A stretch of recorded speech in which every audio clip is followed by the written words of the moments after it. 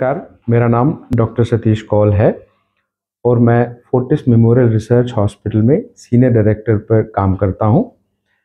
आजकल फिर से एक बारी स्केयर आ गया है पब्लिक में अबाउट कोविड का वापस आना।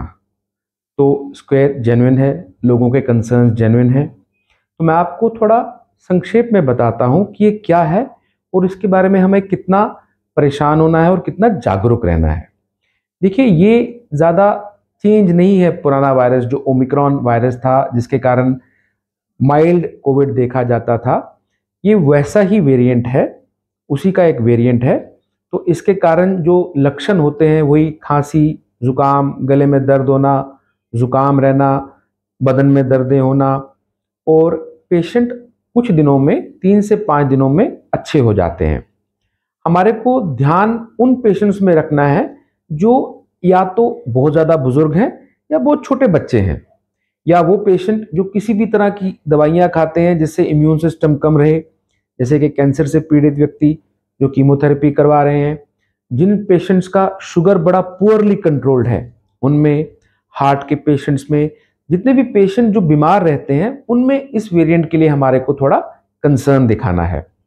देखिए, जहाँ तक इस वायरस से प्रिवेंशन की ज़रूरत है, वो प्रिवेंशन वैसी है जैसे पहले थी। अगर वैक्सीन नहीं करवाया है तो अपने डॉक्टर से निश्चित तौर पे बात करें, वैक्सीन के बारे में डिस्कस करें, वैक्सीन लगवाना है।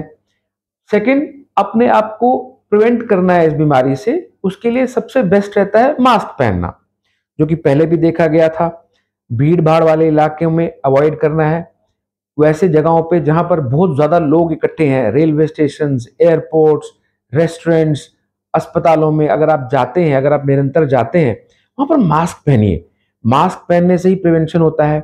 हाथ धोना, ये चीज़ें तो पहले भी लोगों को बताई गई थी, अब फिर से इसके बारे में जागरूक रहने की ज़रूरत है।